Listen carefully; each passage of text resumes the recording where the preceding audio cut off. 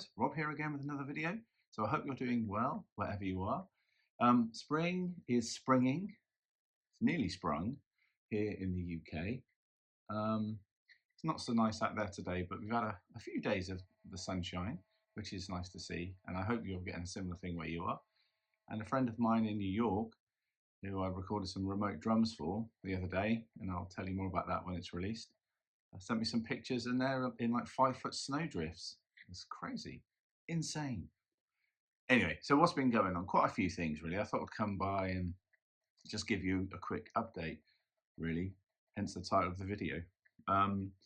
First thing I could think of that we did with the Rob Bryan Quartet was a gig in Woodstock, which is sort of Oxford way, basically. It's basically by Blenheim Palaces. Is that right? I think I pass it on the way in, on the left, as you drive in. Anyway, it's a lovely place and it's a great venue. And the good news about that venue, like the one we did before that one, is that we sold out. And selling out is always good if it's to do with tickets, not if it's to do with your soul, man. But yes, good news. Paul messaged and said, yeah, there's maybe only 2 seats left or something, and I think they went. So yeah, website said sold out. We're happy, and it was a great gig. The audience were lovely. It's like cabaret seating, and we're on a stage with lights and everything. We had John Paul Guard back on keyboards, and Jerry Crozier did a great job on guitar to cover. He was superb, and I've dropped a few little video clips, and you can see just how good he was, and he is an incredible player and a true gent. We love Jerry. Yeah, and having John Paul back, was having the keys back in the ranks was great, and he played great as ever, and we just seemed to find a new level at that gig, which was just incredible. And while we're talking about the quartet, last Sunday, which is the one just gone, which would have been the 1st of March, we played in Clevedon at Steve Treble's place, the Riff Corner. Well, Steve books the bands. We played there, and that was great. Attendance was sort of up and down, started really busy, then petered down to just maybe 15 people or whatever. But we still enjoyed it. And again, the band musically just reached a different level that night. There's something going on at the moment. And it's that thing that always happens when, the 4 or 5 of you, however many there is, or 18 of you in a big band or whatever, know the set, comfortable with what's going on with the set. There's nothing in the geography of any of the songs within the set that confuses people. They know the forms, they've learnt the tunes, and then it's all about digging in and getting into what my vision of the band, which was to take, as you know, hopefully if you've seen me talk about this band before, if not, buckle up, here we go. The idea was basically to pick many jazz standards that were my favourites, and there's others, there's loads, but we haven't done yet, but take those and then reinvent them in a different way, rhythmically, rather than harmonically, more rhythmically and dynamically, and vibe and feel.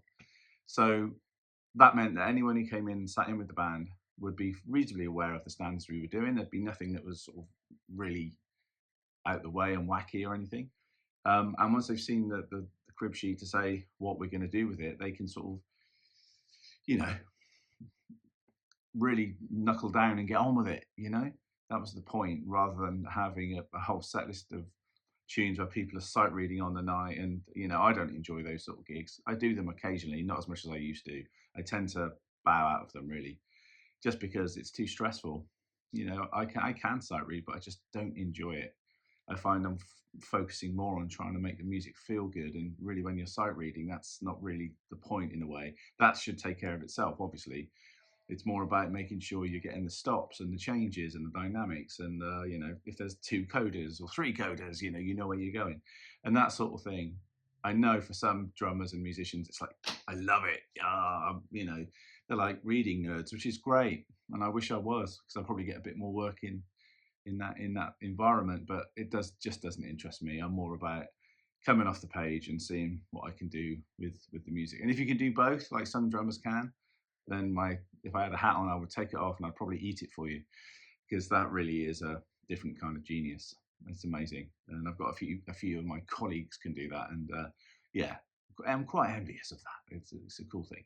Yeah, so the band, people can come in and play in the band and just knock it out of the park, you know, because they're like, oh, this is going to go into a samba, or this is going to go into a loop, a drum and bass loop. Okay, well, let's see what happens here. And it's really affecting and getting to the audiences in a good way. Because I had people coming up to me at Woodstock saying this thing that I wanted people to be saying, really, was like, this is so exciting. You're playing some tunes that we recognize and we know, but you're flipping them up like in a tombola and whipping them out as something different. And that is the point. That's what I always wanted. And another word a lot of people are using when they come up to talk to us, they say the energy of the band is just infectious. It's like on fire. And it is. So I'm really happy with that. And there's a gig coming up very soon. And let me talk about it now while I'm here, just so I remember. Yes, it's on the 10th of March. So that's next Tuesday, I believe. Yeah. And we're at the Royal Oak in Swindon. And we played there once before. I think the debut gig was there with the newer lineup. And this time we're going to knock it out of the park. That was a good gig, but this one's going to be even better. So if you're around, it's not a ticketed event, so you can, just rock up. It's at the Royal Oak in Old Town in Swindon. And I'm really looking forward to that. We're going to have the normal lineup, which is myself on drums, percussion, sampler, John Paul Guard on vocoder, trillion keyboards, um, Matt Sibley on tenor sax, and Paul Jeffrey on electric and double bass. And yeah, come on down and enjoy, see what you think. Hopefully some of it will whisk you away into a far off land. Yeah, so I'm really happy with what's happening with the quartet. I couldn't be happier with that. And also Highworth Jazz Festival messaged me about a month ago and asked if we'd like to play there. And it's like, yes, we would. So we're going to have a slot if you're near Highworth, which is, sort of in that sort of Cotswoldsy area, sort of around there. Then look out for us because we're going to be playing. Or they're going to have all the usual people there, Simon Spillett and all that kind of stuff, and Chris Cobson and Kim Cypher and all the usual people that play there are all fantastic. And we're going to be rocking up beside them and doing our little hey, it's jazz guys, but with a sort of funky different twist. So if you're up for coming for that, yeah, check. I'm not sure which venue we're going to be in yet, but we've been booked for that, so that's really good. And that's kind of all the quartet stuff for a while. We will go in the studio at some point. We've discussed it after gigs before everyone shoots back off home again. We have discussed getting together, probably at Nick's studio, NARM Studios, and doing like a live recording and trying to do it as live as possible, really, without overdubbing solos and stuff like that. Because the thing is, when you overdub solos, what tends to happen is the rhythm section record to whatever solo was played at the time. So of course you may hit some stabs together that are really nice. You'll follow whatever the soloist is playing, and little moments happen. You know that people that play improvised music, you get those little lovely moments. And once you say, let's say it's a sax solo, once the sax player says, oh, actually, no, I want to redo that. Trouble is, all the rhythm section are playing hits and things that went with that solo. So then it's not so easy for the sax player either, because they've got the rhythm section looking at them going, well, you're going to have to now compose something that fits around a new solo, but still has those stabs in it, because otherwise, if you don't, it's going to sound a little bit weird. So then the soloist has put themselves into a corner where they think, oh yeah, I have to orchestrate something now, so I might have to write something. Then it's not improvised anymore. Then the whole thing goes to pot, really, and I'd sooner do it again. And the thing that really excited me when I first heard like Tony Williams' Lifetime album from the 70s, I know that's kind of heavily cut in places, a bit like it's spliced and cut, a bit like Billy Cobham's Spectrum album. There's a lot of splices, and of course in the Miles Davis In a Silent Way and Bitches Brew, because that was the point of just playing, and then they would splice it together later, and splicing is something you don't do unless you're using tape, which is very expensive these days. But the engineer would find out exactly where the cut needed to be made, get the blade, cut it, and then go to where they wanted to join it, and then attach them together. Amazing, a real art. There's a few people I know that still do it, even though they're working digitally now, obviously. But there's some people who say, oh no, I can do it. I can do that. It's like, wow, what? I wouldn't want that kind of stress. Can you imagine? But I guess like anything else, you get used to it anyway. But yeah, I want that excitement of the band feeling like they're in the same room almost. and a bit like the old Blue Notes and Riversides, obviously, because that's how they were done. So I want a bit of that there. Um, and I had a word with the soloist and said, listen, guys, when we play that solo, if it's a thing and the rest of the tune's good, it's going to live in there, unless there's a real howler in there that we can edit somehow. But it won't be to tape, as I say, that's far too expensive. So I really want to go back to that sort of thing. Now, I'm sure other people have done the same thing and are saying the same thing. I try not to listen and watch too much of what other people are doing.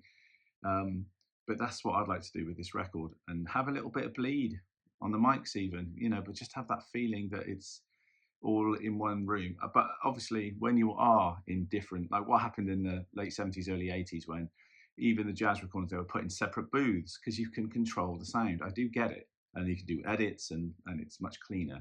But you lose that sort of glue, musical glue that keeps everything together in a way. I think that's really important. So that we're going to eventually do a recording, but that's that. Also, this week, if you're in Bath on Thursday, which will be the 5th of March, my poor friend Eddie is stuck in New Zealand at the moment because of obviously what's happening with the airspace and everything, and Emirates aren't flying out at the moment. So he went to visit his son. He was getting married, and he would usually be back. Well, normally on a normal time, without what's going on in the world right now, he would be back for Thursday. But if you're around on Thursday night in Bath, I'll be playing at St James's Wine Vaults. I'm not sure who the soloist is, but I'll be depping again, because I depped last time for Eddie, because he was doing, I can't think where he was last time. He played with Ian Bellamy, which was great. But this time, I don't know the soloist. I think it's a trumpet player, singer, trad player, I think. I don't know. Maybe I've got that wrong. But I think it's John Paul said he was on it, and it's going to be quite traddy. So you will catch me and John Paul, because John Paul plays there every time there's a gig there at the Wine Vaults, Jazz at the Vaults. He's the resident in-house piano player. So if you're around this week, the 5th, I'll be at the Vaults. Check online, because it's a ticketed event, so check online to see if there's any tickets left, and come on down. It'd be good to see you. And what else? I'm looking at calendars and stuff. We're rehearsing for Little Men at the moment as well. We did a rehearsal yesterday for the 19th of March. We're playing in Corsham at the Pound Art Centre. So if you're around this area, or even if you're not, get a ticket. I'm sure there's some left. And what's nice about the Pound Art Centre is there's regular people that support it and come to the events. These sort of people have got names, haven't they? What do you call these people? I can't think what you call them this early in the morning. But yes, so there's usually about 50 or 60 people. It holds about 90 people, maybe just over 90. So if you're thinking of coming because you've checked out some of the music, or you want to come and see me play, or whatever it might be, then act now. Get on their website, Pound Art Centre. I think it's poundarts.org or something. Check it out. And it's Little Men, that's Nick Allen's band. And we're all local, freelance session players that play with him. And we're all big, big mates.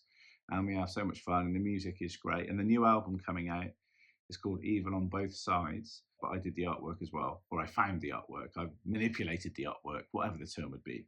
And I produced the record and I played drums on it. And we'll have a separate video about that. But that's coming out soon as well. Also, I might be on tour. I think it's confirmed, but I'm not going to confirm the dates yet. But it's not in the UK anyway. It's abroad. But my old boss Hugh Cornwell had a word with Phil Andrews, who's Hugh's tour manager, and said, "Would Rob be interested in covering for Windsor, who's not available? He's off doing something else." Windsor's Hugh's normal drummer, has been for years. Great drummer. And Phil messaged me out the blue and said, "Do you want to do it?" So I'm going to have a week. I think it's in April. As I say, I won't confirm anything yet till it's all properly squared away. But a week away with Hugh Cornwall. I think it's only about 3 or 4 gigs, but it should be fun. So I've got some new songs to learn, and obviously some Strangler songs to learn. But I haven't seen Hugh for many years, and he, as I say, he was my first proper pro gig in 1991, 92, around that time, which was when he left the Stranglers. I was going to say first, he never went back. When he left the Stranglers and went solo, and got together with Roger Cook, who's another famous singer-songwriter, and then Andy West, who was my mate. He was in a band with us called the Deep Six, with Paul Boston on bass, and Spike on guitar, Oliver James Woods, Spike on guitar. and we became his backing band. So that was great. And I played on the album as well on 2 or 3 tracks. And that's where I did the session with Herbie Flowers, who's no longer with us, that genius bass player, on so many great tracks. And he's gone, bless him. But that was an experience. And I played tabla, but not really. It was an octopad, a Roland early 80s octopad. I played the tabla part. I listened to some of the Beatles tracks and thought, how can I get away with that? Like Love You Too and Within You, Without You, those 2 George Harrison songs. And I kind of faked something, which sort of worked, I think. No one thought it was bad. And I had to play it live as well when we did the gigs on the octopad. And I remember the octopad pads, the playing pads were really heavy back then.